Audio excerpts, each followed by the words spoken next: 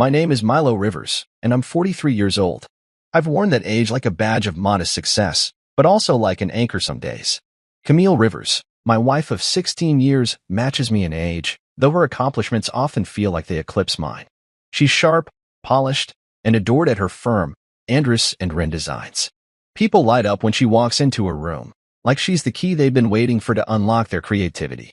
I've watched that happen dozens of times. Me?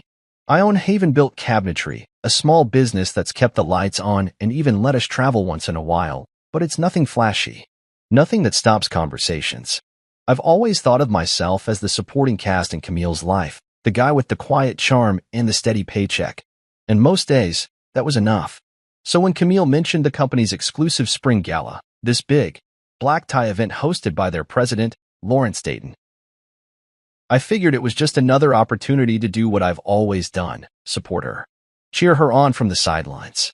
Let her shine.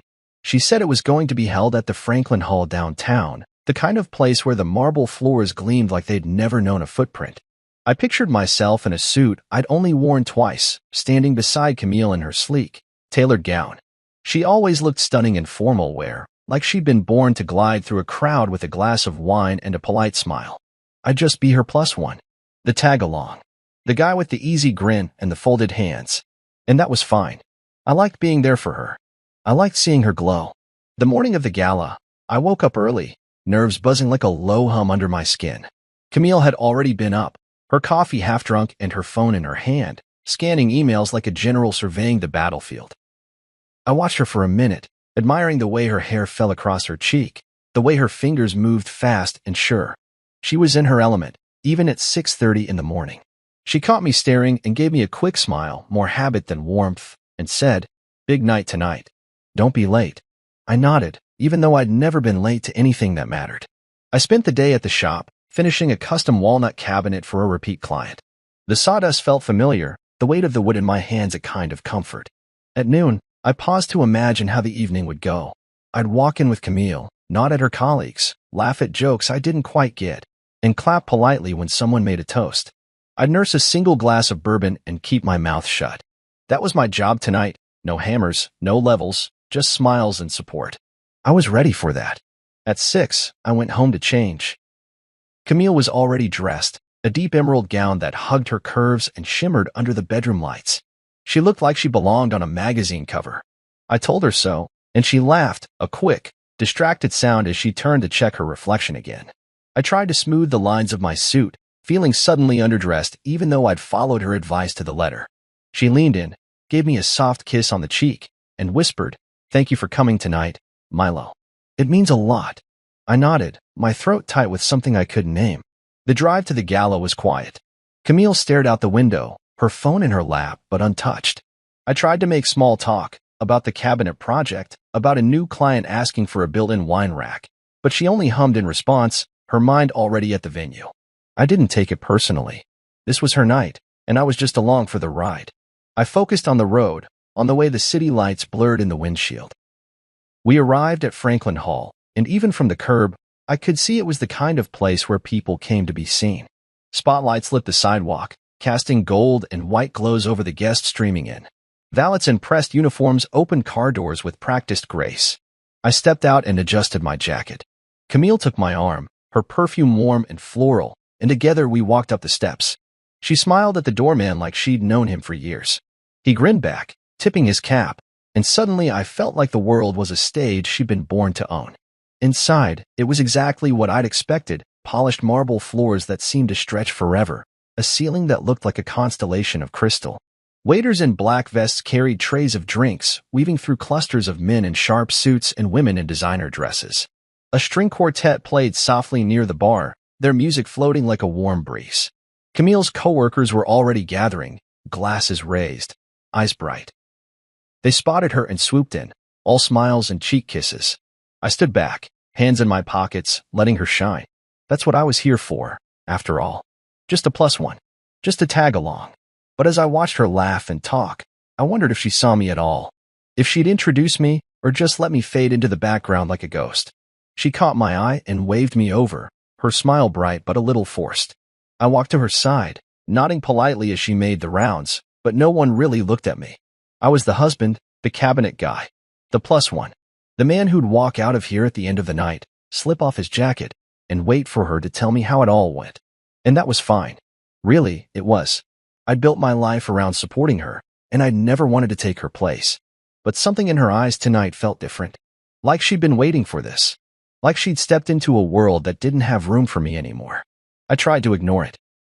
I tried to focus on the music, the way the lights danced on the glasses, the scent of fresh flowers drifting through the air. I was just a plus one, right? Just a plus one. And for now, that was enough. Camille had been under pressure for weeks. More than I'd ever seen in the 16 years we'd been together. Every evening, she'd come home with that forced smile, her lips tight and her eyes dark like a storm behind glass. She'd kick off her heels, drop her purse by the door, and give me a mechanical kiss on the cheek, like a ritual we were both too tired to question. Andrus and Wren Designs was a prestigious firm with a reputation for being both cutthroat and innovative. They designed everything from luxury hotels to state-of-the-art workspaces, and Camille was their shining star. She'd been headhunted 2 years ago by the CEO himself, Lawrence Dayton, and she'd risen faster than any of us expected. But this year was different. They'd hired a new VP, Blair St. James. And I'd heard her name come up more often than I'd heard my own. Even in our own home, Blair St. James was a name that carried weight, even in the construction circles I moved in. She was the kind of woman who walked into a room and made every other conversation stop. Word had it she could kill a deal with a single glance, or make a career with one well-placed compliment. Camille idolized her in a way that made me uneasy. She'd talk about Blair the way some people talk about celebrities, her voice filled with admiration and a trace of fear. "She's brilliant, Milo," she'd say as she scrolled through her phone at night, half listening as I talked about a new cabinet design I'd sketched that day. She knows what it takes. I'd nod and pretend to understand, even though I couldn't remember the last time Camille had called me brilliant. As we drove to the venue that evening, the silence in the car felt heavy enough to buckle the doors. I glanced at Camille, hoping to catch her eyes, but she was staring straight ahead, fingers tapping a restless rhythm on her clutch. The streetlights slid across her face like spotlights on a stage, highlighting the tension in her jaw, the shallow rise and fall of her breath. I wanted to ask if she was okay, but I knew better. Camille wasn't the type to talk about feelings before an event like this. She needed to stay composed, to hold that mask of perfection in place for just a few more hours. We pulled into the Franklin Hall valet line, and Camille gave the attendant a smile that didn't quite reach her eyes. He opened her door like she was royalty, and she stepped out, adjusting the strap of her emerald dress with a practiced grace. I climbed out on my side and joined her, offering my arm. She hesitated a split second before taking it. That pause felt like a crack in the foundation of the house we built together. But maybe I was imagining things. The venue itself was a marvel of architecture, marble floors polished to a mirror's shine, a vaulted ceiling that seemed to disappear into shadows lit by elegant chandeliers. A string quartet played something soft and expensive sounding near the entrance, and the smell of lavender and citrus drifted from hidden arrangements tucked between white linen tablecloths. People in tuxedos and designer gowns milled about, glasses of sparkling wine in hand, their laughter echoing off the stone columns. I tried not to stare at the wealth on display, but it was hard not to feel out of place. Camille's co-workers descended on her the moment we stepped through the door. Glossy smiles, air kisses, perfectly rehearsed greetings that reminded me of scripted lines in a play. They all looked the same, slim, manicured, eyes bright with ambition and something sharper lurking underneath. They said all the right words to her. "You look amazing, Cam." Blair's so impressed with the March project. "Dayton can't stop talking about your design concepts." But when their eyes flicked to me, it was like I was invisible. Or worse, like I was a prop she'd brought along to complete the picture of her perfect life. Camille's fingers tightened on my arm just once, like a reminder that I needed to be on my best behavior. I nodded, offering polite smiles and murmured greetings, but I felt like a ghost. They didn't ask me what I did or how I was. They didn't ask anything. I was the plus one, the accessory, the man behind the woman. I spotted Blair St. James near the bar, holding court with a small cluster of people who leaned in like sunflowers to her son. She was as striking as Camille had described, tall, with a cascade of silver hair that looked deliberate, her makeup flawless, her posture straight and commanding. She turned her head slightly, catching sight of Camille, and a slow smile spread across her face. It wasn't warm. It wasn't even polite. It was the kind of smile that said, "I see you. Now prove you're worth seeing." Camille's breath caught, just for a second. Then she pulled her shoulders back and led me over to the table with her coworkers, like a general leading a parade. The table was long, draped in white linen, and set with gold-rimmed glasses and tiny name cards in elegant script. I scanned the row of cards, expecting to see my name. Milo Rivers, husband of Camille, polite +1. Instead, I froze. There, in a perfect, flowing gold script, was a card that read, "Idiot Trash." I stared at it. For a full 5 seconds, my brain refused to compute. Idiot trash? My fingers curled around the edge of the chair as laughter sparked around me. Soft at first, then louder, like a wave of broken glass. Camille let out a nervous chuckle, her eyes darting toward Blair. And Blair was smiling, lips pressed together in a smirk that said everything. A coworker across the table, a young man with a perfect haircut, snapped a quick photo and held up his phone. "That's classic," he said, his voice dripping with delight. My face felt hot. My ears rang.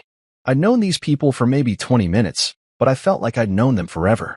The way they looked at me, like I was a bug under glass, something to be poked and prodded for their amusement. Camille reached for my hand, but I pulled it back. I didn't say a word. Not yet. I just lowered myself into the chair, placed my hands calmly in my lap, and forced a smile. It felt like glass on my tongue. This was supposed to be her world, her night, her people. I was just the +1, right? Just the +1. But in that moment, I realized I was so much more than that. And they just reminded me of exactly who I didn't want to be. It was supposed to be a dinner party, not a public execution. But that's exactly what it felt like when I stared at the name card in front of me. Idiot Trash, written in fancy gold script like it was an inside joke I'd somehow agreed to be part of. I blinked once, then twice, hoping the letters might rearrange themselves into something else, anything else. But they stayed there, crisp and defiant, reflecting the soft glow of the table's centerpiece candles. My stomach twisted. I'd always known Camille's coworkers saw me as a sideshow act, a harmless cabinet maker tagging along for the free food, but I hadn't expected to be branded. Around me, the laughter spread like a virus. Soft giggles first, then sharper, more pointed laughter, the kind that scrapes along your spine and makes your ears burn. I could feel the heat rising in my face, the tightness in my chest that comes when humiliation crawls up your throat and threatens to choke you. Camille was no help. She chuckled nervously, glancing at Blair as if seeking approval or permission. Blair raised her glass in a slow, deliberate gesture, her eyes locked on mine, a smirk playing at the corners of her mouth like a cat toying with a half-dead mouse. One coworker, a guy with slicked back hair and a too-tight vest, snapped a picture on his phone. I could see the glow of the screen, the way he lined up the shot like it was a prize. "Oh, man," he said, grinning at his screen. "This is going on the group chat for sure." Another woman leaned over, trying not to laugh too loudly, but failing miserably. "This is so Blair," she whispered to her friend. "She always knows how to make a statement." My fingers dug into the linen napkin on my lap, and for a second, I thought I might tear it in half. But instead, I forced my lips into a smile.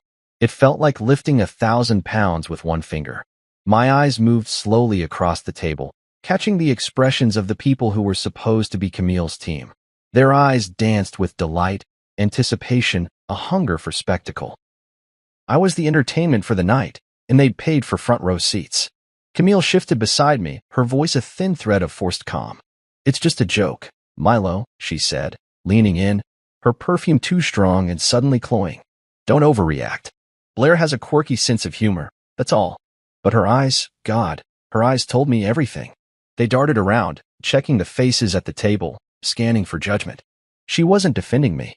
She was making sure I didn't ruin her night. Blair's voice cut through the air like a blade. "We're creatives, Milo. We go for irony. You know, subverting expectations." Her words dripped with condescension, each syllable a carefully placed dagger. I wanted to stand up, to flip the table and tell them all exactly what I thought of their brand of irony, but something in me refused to give them that satisfaction. I'd spent my whole life building things, shelves, cabinets, intricate pieces that fit together seamlessly.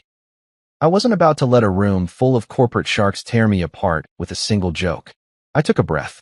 One slow, measured breath that steadied the fire in my chest.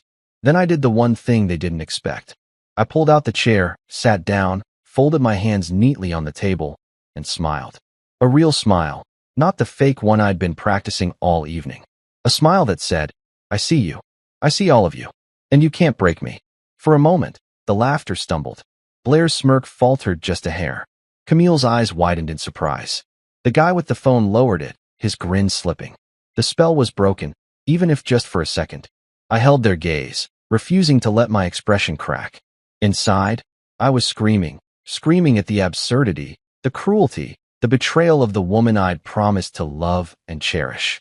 But on the outside, I was stone. The waiter came by with the wine, oblivious to the tension that vibrated in the air like a live wire. He poured a glass for me, his hand steady, his face neutral. I took it, raised it slightly, and clinked glasses with Camille. She tried to smile, but it crumbled at the edges. She knew. She knew exactly what this was, a test of loyalty. And I could see in her eyes that she'd failed it before she'd even tried. I took a sip of the wine, letting the taste roll across my tongue. It was bitter, sharp, expensive. I set the glass down carefully, aligning it perfectly with the edge of my name card. So, I said, my voice calm measured. What's on the menu tonight? Other than me, of course. A ripple of laughter moved around the table, but it was different this time, uneasy, uncertain. Blair's eyes narrowed just a touch. She didn't like that I'd spoken. She didn't like that I wasn't playing my part. Camille leaned over, her hand brushing mine like a question mark. Please, Milo, she whispered, her voice trembling. Don't do this. Not here. Not tonight. Her fingers were cold against my skin, and I wanted to pull away, but I didn't. Instead, I turned to her and met her eyes, steady and unflinching. Don't do what, Cam? I asked, my voice low but clear enough for the table to hear. Don't embarrass you? Or don't embarrass them? Her eyes darted away, and I knew the answer. Blair cleared her throat. Let's move on, shall we? She said, her tone crisp, commanding. No need to dwell on a little harmless fun. We're all professionals here. She picked up her fork and began to eat, as if nothing had happened. The rest of the table followed her lead, plates clinking, conversations resuming. But I could feel the tension like a second skin. I sat there, the name card in front of me like a brand. Idiot trash. It was supposed to be funny, but to me it was a declaration, a line in the sand. And I knew right then and there that I was done playing the plus one. I was done letting them treat me like I was less than the man I'd built myself to be. I might have come here to support Camille, to smile and clap and play the part. But this was something else. I sat back, watching them, each face a mask, each laugh a dagger. And in that moment, I decided something important. I wouldn't let them define me. I wouldn't let them take my dignity. They might think I was idiot trash, but they were about to find out exactly what that meant. Camille leaned toward me, her breath a mixture of wine and nerves. Her whisper was urgent, like a parent scolding a child in church. They're just kidding, babe. Don't overreact. Her hand fluttered to my forearm, cold and trembling. Her eyes darted around the table, scanning faces, making sure no one noticed her shame at my discomfort. But I noticed. I saw every flicker of her eyelids, every quiver of her lips, every shift in her posture, as if she were ready to shrink under the table. I stared at her, that mask of composure slipping for the first time since we'd left the house. She didn't say, I'm sorry. She didn't say, that was cruel. Instead, she told me not to make it about me, as if my name on that card hadn't been the opening act for the evening's entertainment. As if I was supposed to laugh along and then vanish, a supporting character in a play that starred everyone but me. Across the table, Blair was swirling her wine like a priest offering communion. Her eyes found mine and held them, as if testing my limits. We're creatives, Milo. We go for irony. Her smile was thin, cutting, the kind that slices deeper because it's framed by perfect lipstick and an audience. It's all in good fun. You can take a joke, right? The rest of the table tittered, heads bobbing, eyes flickering back and forth like they'd been trained to do. A polite, practiced laugh. I forced a smile that felt foreign on my face, a gesture that tasted like vinegar. Of course, I said, my voice calm but colder than the ice melting in my untouched glass. I've always been good at taking a joke. The lie settled in my chest like a stone, because I wasn't laughing. I wasn't even amused. I was hurt, and I was angry. But I'd spent a lifetime learning how to hide that, how to tuck it away behind polite smiles and deferential nods. I'd learned to accept that I was always the plus one, the extra, the guy who showed up to clap politely and then fade into the background. I'd thought that was enough. But tonight, it felt like a prison sentence. I leaned back, letting the candlelight flicker in my glass. Blair raised her eyebrows, waiting for me to explode, to make a scene that would justify their label. I could almost hear the script in her head. Oh, he overreacted. He couldn't handle a joke. The same script Camille was reading from when she told me not to make it about me. But I wasn't about to play the fool for them. Not tonight. So I laughed, low and measured.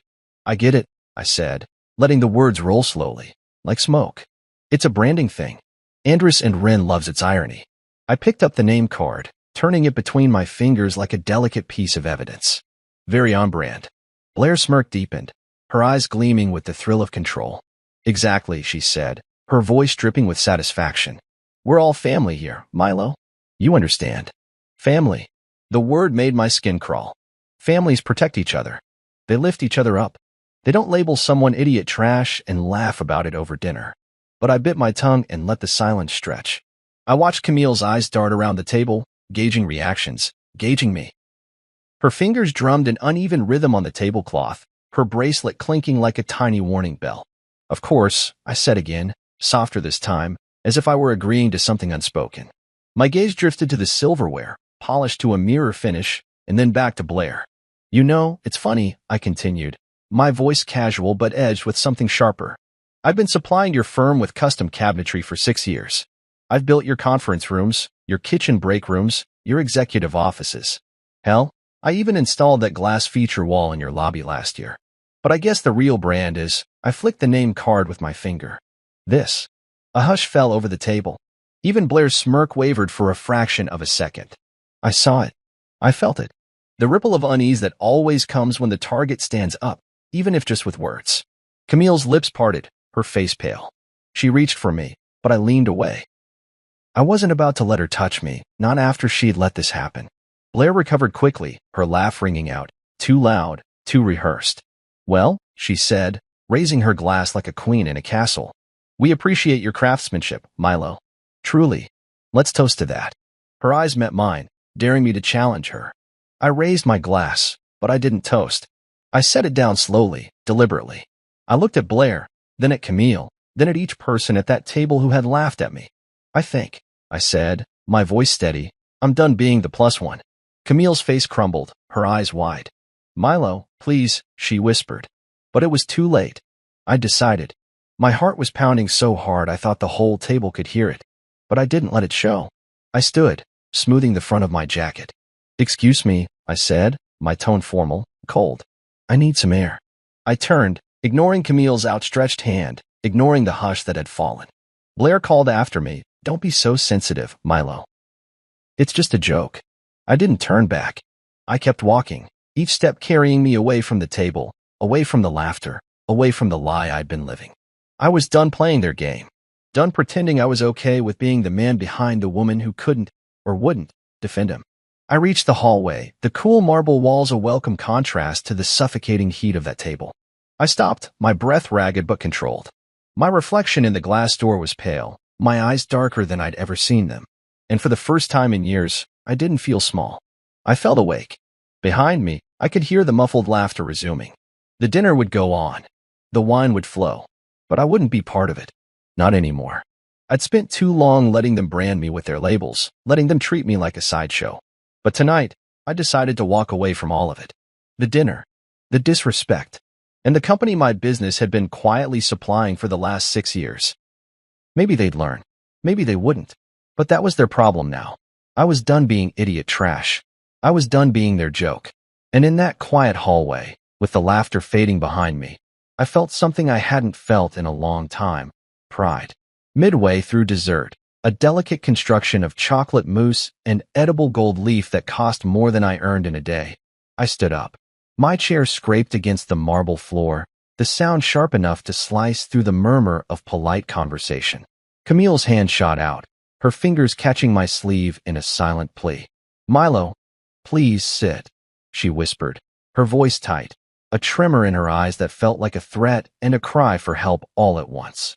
I met her gaze, saw the panic in her pupils, and knew she was thinking about the damage I might cause. Damage to her image, to her carefully cultivated place in this kingdom of power suits and Art Deco chandeliers. I gently pulled my sleeve from her grasp, feeling her fingers slip away like water. "I'm just stepping out," I said, my voice calm, controlled, each word a quiet rebellion. I smoothed my jacket as I turned, scanning the room until my eyes landed on the bar-polished mahogany, manned by a single bartender in a crisp white shirt. And there, in conversation with a regional partner, stood Lawrence Dayton himself, the president of Andrus and Wren Designs. His presence radiated authority even in the sea of tailored suits and curated smiles. He wore his success like a custom-made armor, each button gleaming with a kind of effortless confidence. I'd only met him twice before, both times during installations my company had done at their flagship office. He'd been polite, gracious even, praising my craftsmanship and talking about how Haven-Built's work had saved them money and elevated their brand. But tonight, he was just another face in a crowd until now. I walked straight toward him, my steps even, my heart pounding so hard it echoed in my ears. Each step felt like it carried 1,000 unsaid words, every slight, every patronizing laugh, every dismissive glance I'd absorbed over the years. Camille's voice called faintly behind me, but I didn't look back. This was between me and the people who thought they could brand me idiot trash and still get the best of my work. Lawrence turned as I approached, his eyes lighting up with polite recognition. "Milo Rivers," he said, extending a hand like a man who just remembered an important connection. "Of course, Haven-Built Cabinetry. Your custom installations saved our Grace and Property budget last quarter. That was brilliant work." His words rang with the kind of practice praise that came naturally to men like him, an appreciation for a job well done, nothing more, nothing less. But for the first time, I didn't shrink under it. I took his hand and shook it firmly, feeling the strength in his grip, and knowing I wasn't the only one with something to lose. "Thank you," I said, letting my voice stay calm, even. "Your team's always been good to work with, at least, they were until tonight." His smile faltered. "I'm sorry, tonight? What's wrong?" I held up my phone, screen aglow with the photo I'd taken earlier at the table. The name card in its perfect, elegant script. Idiot trash. The letters glared at us, a condemnation in gold foil. Lawrence's eyes darted from the screen to me, confusion flickering across his face. "Ask your VP and her team," I said, my voice low but steady, the words sharper than any blade I'd ever held.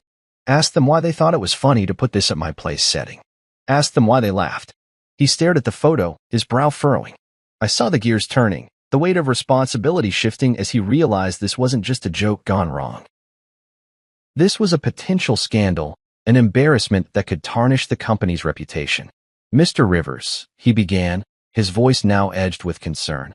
I'm sure there's some misunderstanding. Let's sit down, we can talk." I shook my head. "I'm not here to talk it through. I came here tonight to support my wife, to celebrate her achievements. But instead, I was humiliated at her table, by her team, and by extension, your company." His mouth opened, but I didn't give him a chance to respond.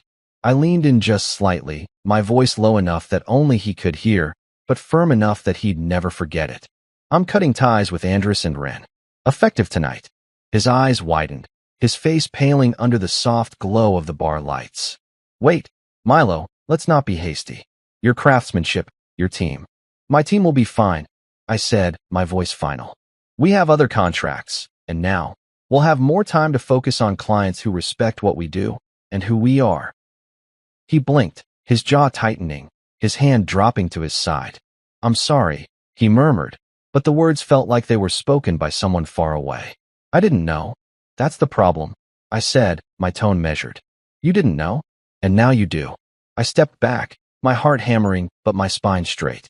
I felt a lightness in my chest, a freedom that came with finally standing up, finally choosing myself over the shadows I'd been living in. As I turned to leave, I saw Blair across the room, her laughter frozen on her lips, her glass halfway to her mouth. Her eyes locked on me, confusion and annoyance warring for control. Camille was beside her, pale and trembling, her eyes wide with disbelief. I didn't stop to talk to either of them. I walked out of that room with my head held high, each step carrying me away from the person they'd tried to define me as, away from the plus one who'd stayed silent for too long. Outside, the night air was crisp and cool, a relief after the stifling warmth of that ballroom. I took a deep breath, the city lights twinkling like distant stars, and felt something in me settle. Something that had been rattling loose for years. For the first time in a long time, I felt like I was walking towards something better. I didn't know what it would look like yet, but I knew this. It would have my name on it. No gold foil. No mockery. Just mine. And I was okay with that. Lawrence Dayton blinked, his face a shifting canvas of confusion, disbelief, and something that looked like shock. The kind of look you'd expect from a man whose house had just been broken into, but the thief wasn't there for the silver. No, the thief had come for the truth. "Excuse me," he asked, his voice softer now, almost brittle. A man used to being in charge, caught off guard by someone he'd thought too small to matter. I didn't waver. My hands were steady at my sides, my phone still glowing in my pocket like a smoking gun. I looked him dead in the eye, holding his gaze so he couldn't look away. "Ask your VP and her team," I said, letting every syllable land with the weight of a hammer. "Ask them why my place card read, idiot trash." I felt the words settle in the air, sharp and undeniable, the way the truth always does. His face tensed like he'd just been slapped. I pulled the phone from my pocket, the screen lit with the photo I'd snapped. My name card in gold script, that hateful label mocking me from the linen tablecloth. I didn't have to say a word as I handed it to him. His eyes darted from the photo to me, then to the bustling gala behind us where Blair was holding court, her laughter ringing like a bell over the polished marble. He exhaled, a sound somewhere between disbelief and anger. This is unacceptable," he muttered. But his voice lacked the conviction of a man who'd built his empire on polished smiles and sealed deals.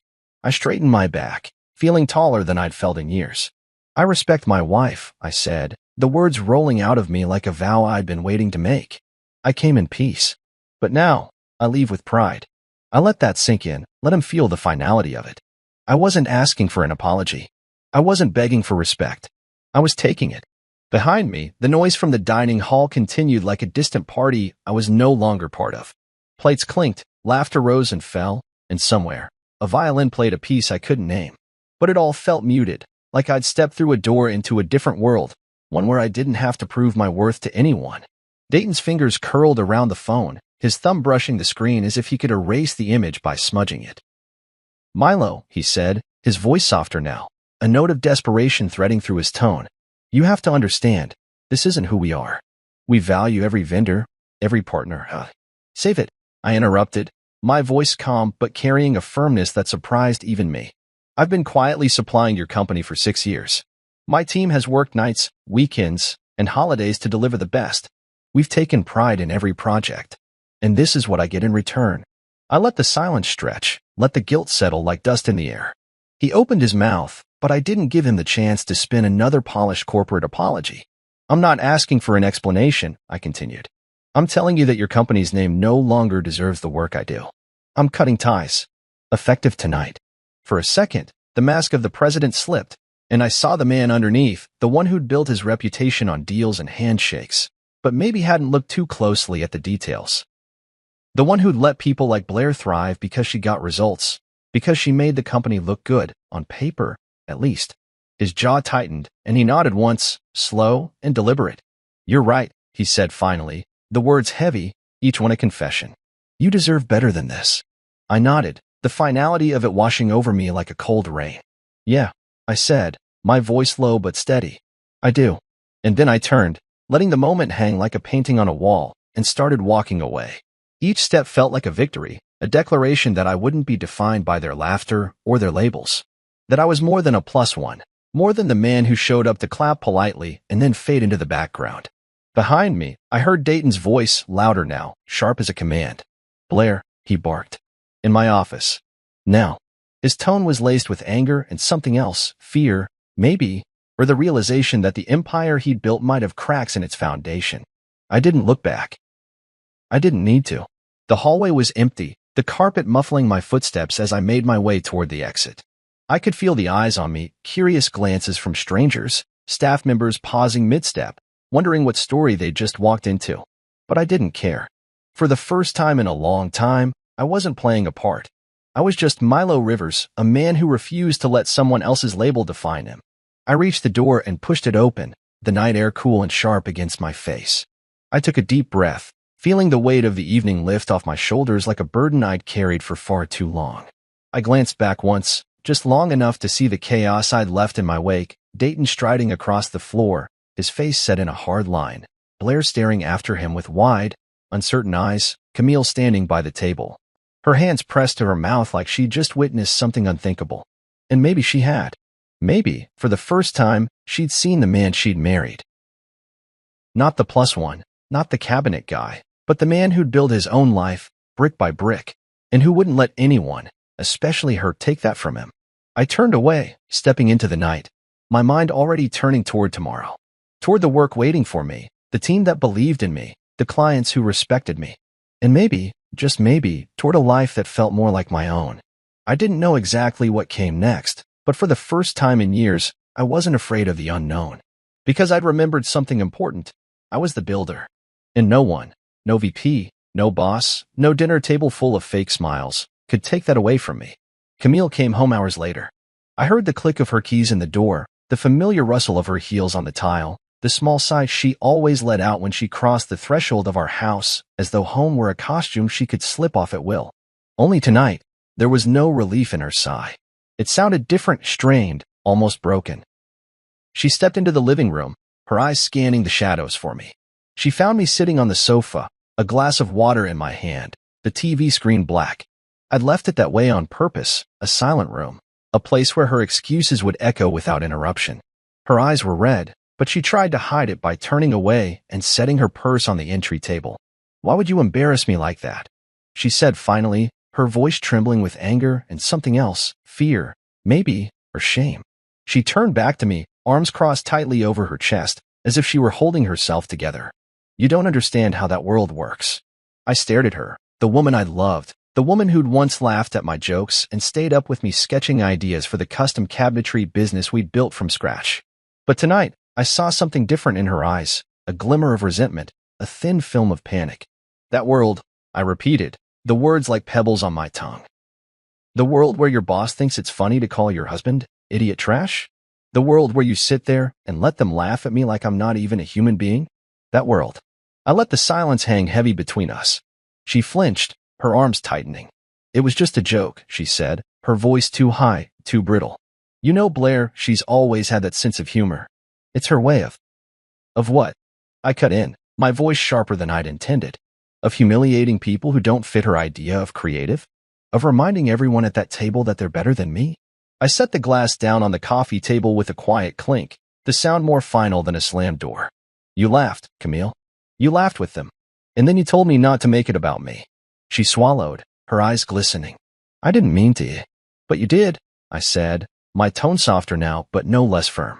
"You chose them. You chose to sit there and let them define me. And that's the part one can't just swallow down like it didn't happen." She sat down across from me, her posture rigid, her hands clasped so tightly her knuckles were white.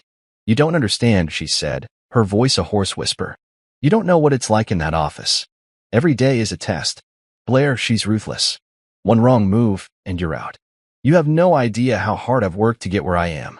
I leaned forward, my elbows on my knees, my eyes locked on hers. "Then maybe I don't belong in your world anymore," I said, each word a quiet detonation in the space between us. Her breath caught, and for a moment, I thought she might cry. But she didn't. She blinked hard, pressing her lips together until they were a thin, colorless line. "So that's it?" she asked, her voice flat. "You're just going to walk away?" I took a slow, steady breath. "No, Camille," I said. "You're the one who walked away. Maybe not with your feet, but with your silence, with your laughter, with your refusal to stand up for me." I stood then, the motion slow but deliberate, like a man reclaiming his place in the world. "I'm done pretending that my place is behind you, waiting for you to remember I exist." Her eyes filled, but she didn't move. "Milo," she whispered, but the word felt empty, like a name she'd borrowed from someone else's story. I turned and headed toward the kitchen, needing distance, needing space to breathe. I could feel her eyes on my back, heavy with things unsaid. But I didn't turn around. I didn't give her the comfort of my attention, not this time. The house was too quiet, the clock on the wall ticking like a slow metronome, each second stretching into an eternity. I gripped the edge of the counter, letting the cold granite ground me. I thought about the years we'd spent building a life together, the late nights, the shared dreams, the whispered promises.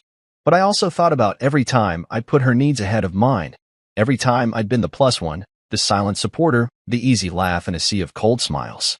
She'd let them call me idiot trash, and she'd laughed. I turned back to face her, my eyes steady, my heart suddenly calm. I loved you, I said, my voice low. I loved the woman you used to be, the one who celebrated my victories, who held my hand when things got hard. I don't know where she went, Camille. I don't know if she's ever coming back. But I can't stay here waiting for her. Her lips trembled, her eyes brimming with tears. But she didn't speak. And maybe that was her answer. I walked past her then, to the living room, my footsteps quiet but sure. I felt a weight lift from my chest with every step, like I was finally shedding the part of me that had let her world define mine. Outside, the night air was crisp and full of possibility. I paused on the porch, taking in the stars above, the hush of the wind. I wasn't sure what tomorrow would bring, what conversations we'd have, what battles we'd fight, but I knew this. I wouldn't be the man who let a single table of suits and a woman too afraid to defend him decide his worth. Her silence was sharper than any insult. But deep down, I think she knew I was right. And in that knowing, in that quiet acknowledgement, I felt something shift. Something that felt like freedom. Something that felt like me. 2 days later, the morning sun streamed through the kitchen window like a quiet accusation. I stood at the counter, coffee in hand, staring at the same stainless steel sink I'd installed years ago with a sense of pride. That sink had felt like a milestone then, a symbol that we'd made it, that my craft could hold its own in a home like ours. Now, it felt like a relic of a life that didn't quite fit anymore. I took a slow sip, letting the bitterness ground me. The doorbell rang, sharp and insistent. I set the cup down and moved to the front door, half expecting Camille to be waiting with another round of apologies or explanations. But instead, a courier in a navy jacket stood on the porch, a small box in his hands. "Mr. Rivers?" he asked, checking the label before passing it over. "That's me," I replied, taking the package. His eyes darted to the name on the label, Haven-Built Cabinetry, and he gave me a quick nod before retreating to his van. I closed the door slowly, the box heavier in my hands than it should have been. I carried it to the kitchen table, running my thumb along the tape, feeling the tension gather in my chest. Camille wasn't home yet. She'd left early for the office, promising a quick meeting that probably meant another round of damage control. I opened the box carefully, the flaps peeling back to reveal a stack of letters neatly arranged, each one on the same creamy Andrus and Wren letterhead that had once represented opportunity and pride. The first was from Lawrence Dayton himself. I unfolded it, the paper stiff and formal. His words were measured, heavy with corporate regret, but too carefully phrased to be personal. "Dear Mr. Rivers, I am deeply sorry for the incident at the gala. What occurred was not representative of our values or our respect for the craftsmanship you and your company have provided over the years. Please accept my sincere apologies. We have initiated an internal review to ensure such behavior is not repeated." I let the letter drop to the table. I'd expected it, some gesture from the top, designed to smooth ruffled feathers and protect the brand. But as I reached for the next envelope, my hands paused, the weight of the moment settling on my shoulders. This one was handwritten, the ink smudged in places, the handwriting rushed but sincere. "Dear Milo, I'm so sorry. I had no idea Blair would go that far. I always admired the work you did for us, and the way you supported Camille. I recorded Blair that night, bragging about the prank. I couldn't let it stand. I've already sent the recording to Dayton. I hope it helps. Sierra." I read the letter twice, my heart pounding.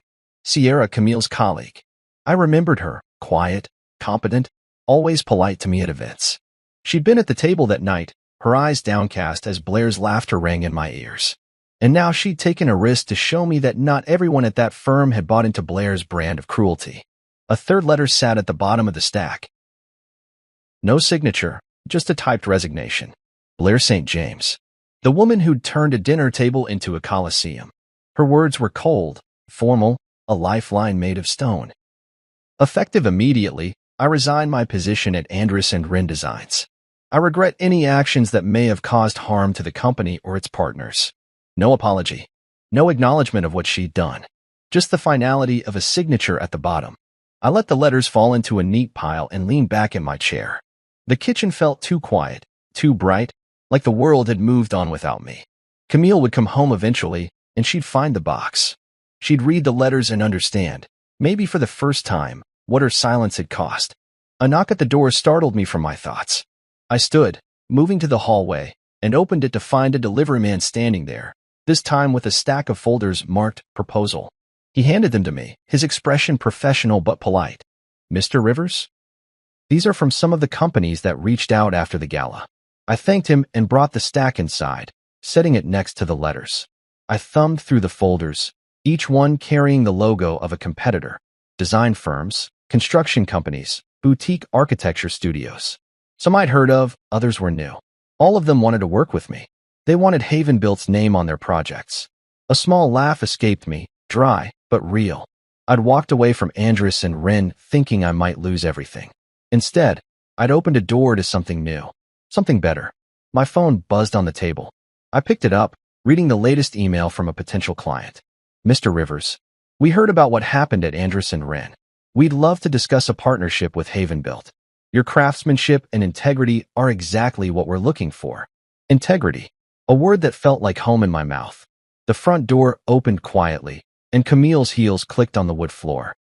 I turned as she entered the kitchen, her eyes puffy, her hair pulled back too tightly. She saw the box, the letters, the stack of folders, and her face paled. "Milo," she started, but I held up a hand, gentle but firm. "Read them," I said. "Read them all." She sat at the table, picking up each letter with trembling hands, her eyes scanning the words. Her lips parted as she read Sierra's note, her face crumpling at the resignation letter. When she reached the proposals, she looked up at me, tears brimming. I didn't know they'd do this," she whispered. You thought it was a joke," I said, my voice calm. "A joke that cost them 3 employees and a reputation." I gestured to the stack of proposals. "And it cost you your place there, too." Her eyes widened. "They put me on leave," she confessed, her voice shaking. "Pending an investigation." I nodded. "Because you didn't stand up. Because you let them think that kind of behavior was okay." She wiped at her eyes, her hands trembling. "I didn't think it would go that far.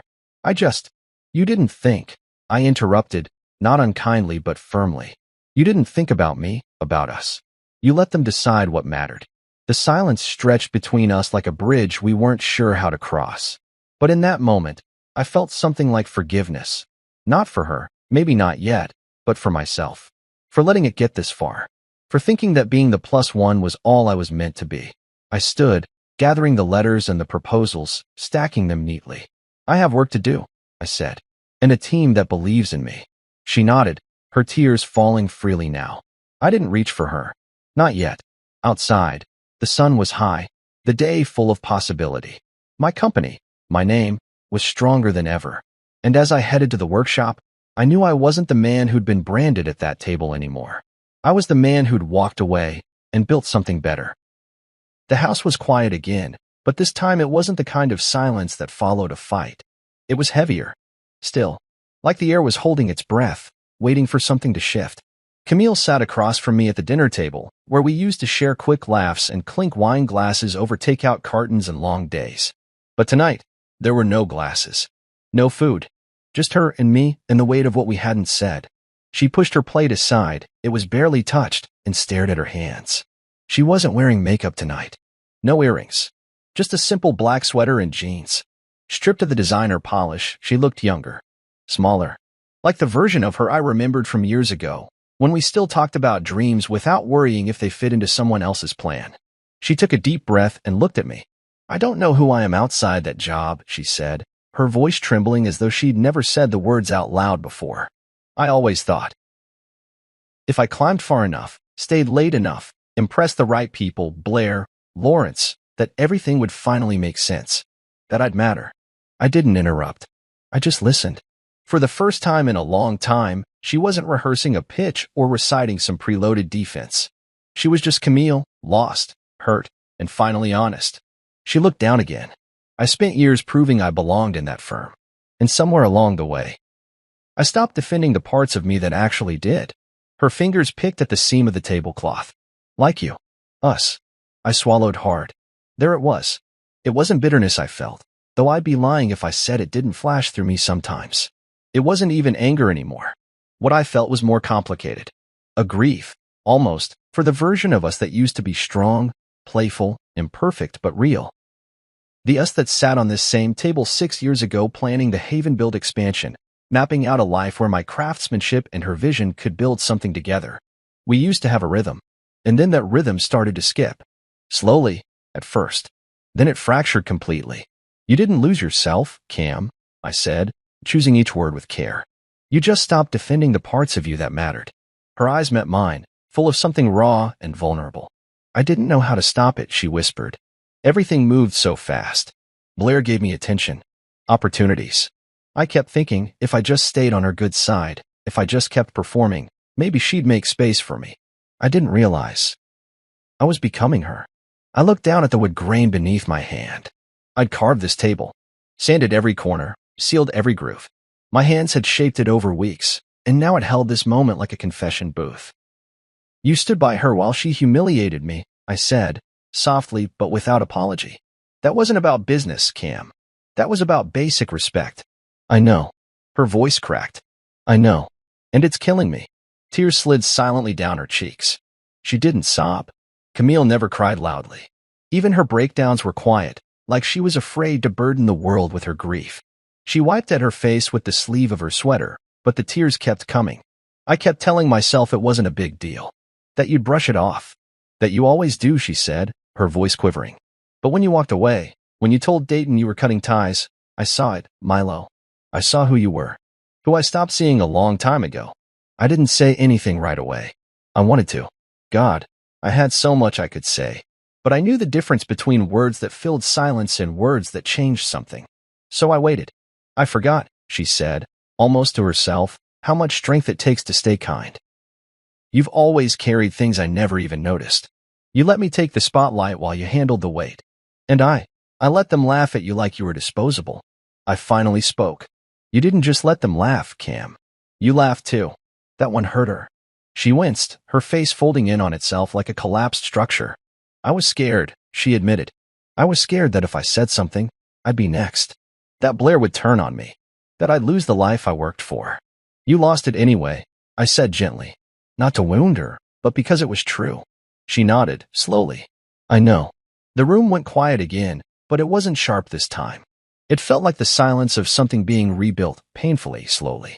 Like we were picking up the same blueprint, unsure of whether we wanted to reconstruct what we had, or sketch something entirely different. I looked at her, really looked at her, not the woman from the gala, not the voice on the phone talking deadlines and drafts, but the woman I met all those years ago at that woodworking expo, the one who lingered too long at my booth because she liked the detail in a cherrywood drawer. She used to believe in detail, in effort. Somewhere along the way, she'd traded that for speed and power. But maybe, it wasn't too late to remember. I don't know what happens next, I said finally. I'm not making promises. Not yet. She nodded again, wiping at her cheeks. I'm not asking for them. I just wanted you to know I see it now. I see you. It wasn't an apology, not in the formal sense. But it was something more valuable, acknowledgement. And sometimes, the beginning of healing isn't in grand gestures, it's in being seen. Fully. Without excuse. We didn't talk about reconciliation that night. We didn't start mapping out how to put our marriage back together.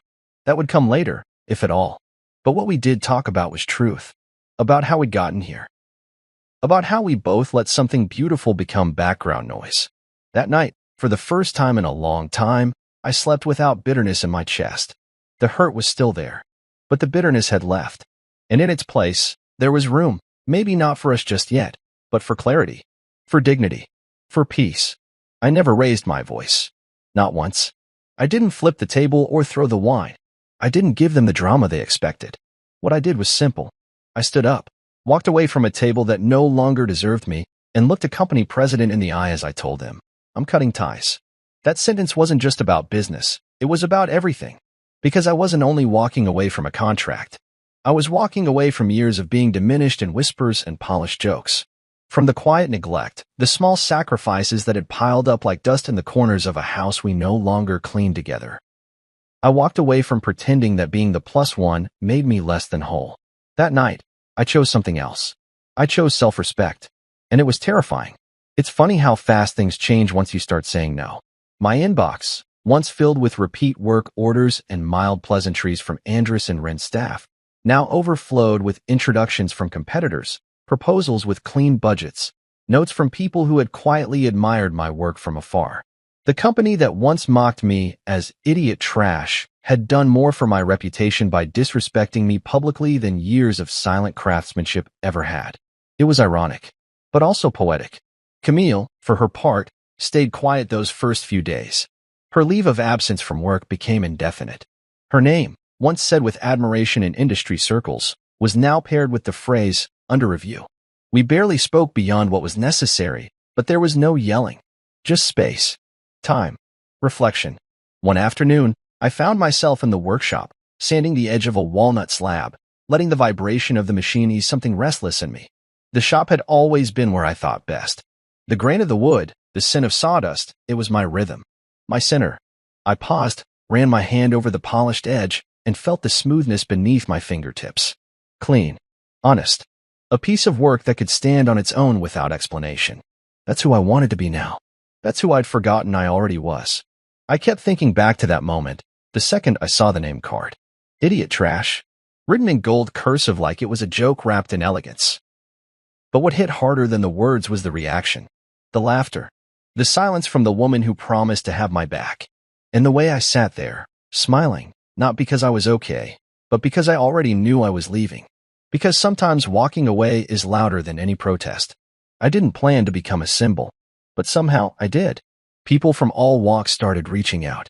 A guy from a fabrication firm messaged me. Saw what you did. Been in your shoes. Respect. A woman who ran a competitor design firm wrote, there's dignity in restraint. Let's talk collaboration. That night at the gala had been their show. But how I walked away. That became mine. It wasn't revenge I wanted. It was clarity. Camille came into the workshop a week later. She didn't knock. Just stood in the doorway like she used to before she got too busy for things like this. I didn't look up immediately. I wanted to give her the space to decide what she had come to say. I saw the latest proposal, she said quietly, referring to the one from Maddox Designs, Andrus and Wren's fiercest rival. It's good. They're smart to come to you. I set the sander down and wiped my hands on a rag. They're respectful, I said. She nodded slowly, stepping further in. I used to be. The silence between us held, not sharp, not bitter, just honest. I know it doesn't fix anything, she said, but I wanted to say thank you for not making a scene, for showing grace when I didn't deserve it. I turned to her, really looking now. It wasn't grace, Cam, I said. It was choosing myself. Something I should have done a long time ago. She nodded again, tears welling but not falling. I see that now. And I think she did. Not just the damage, but the quiet strength it took to stand without applause, to leave without slamming the door. Not because I wanted to hurt her, but because I'd finally remembered who I was before the laughter, before the compromise. The man who builds, who crafts, who holds his name with quiet pride. That night at the gala, I walked away from a table full of people who thought they could define me. But what they never understood was, I wasn't walking away from something. I was walking toward something else. Toward dignity. Toward peace. Toward the version of myself who didn't need a spotlight to matter. And maybe, just maybe, toward a future that belonged entirely to me. I never raised my voice. I didn't break anything. That night, when I stood from that table and calmly walked away, it wasn't anger that drove me, it was clarity. For the first time in years, I didn't feel small or overlooked or second best. I felt grounded. And when I told Lawrence Dayton, I'm cutting ties, I wasn't just speaking to a company. I was speaking to everything that had made me feel like I didn't belong. Camille, the laughter, the name card, the hollow apologies, they were all noise. White noise I had trained myself to ignore for the sake of keeping peace, for the illusion of partnership, for love that had stopped looking like love. But that night, I made a choice I should have made years ago. I chose me. It wasn't about revenge. It wasn't about making a scene or proving anything to them. It was about self-respect. A quiet, firm refusal to let anyone else narrate my worth. I had spent years standing just outside the circle, building things with my hands, while others build illusions with words. They mocked the simplicity of what I did because they didn't understand it. But they stood in buildings I designed, sat at tables I crafted, and toasted in rooms I built. They couldn't see the value in the hands that built their foundation, until those hands let go. And Camille, my wife, my partner, she saw it too late. Maybe that's the cruelest part. She saw who I was only when I walked away. But even then, I didn't scream or slam doors. I didn't write long speeches or post anything online. I just left, with my dignity intact. And it turns out that silence echoed louder than anything I could have shouted. Now, when I look in the mirror, I don't see the man who was laughed at or labeled. I see the man who walked away. The man who rebuilt himself, not in spite of the insult, but because of it. And as I lay my tools down at the end of the day, sawdust in my palms and purpose in my chest, I know exactly what that moment was. It was the moment I chose peace over pride. It was the moment I remembered who I was. And that, I've learned, is what real love, real dignity, actually looks like.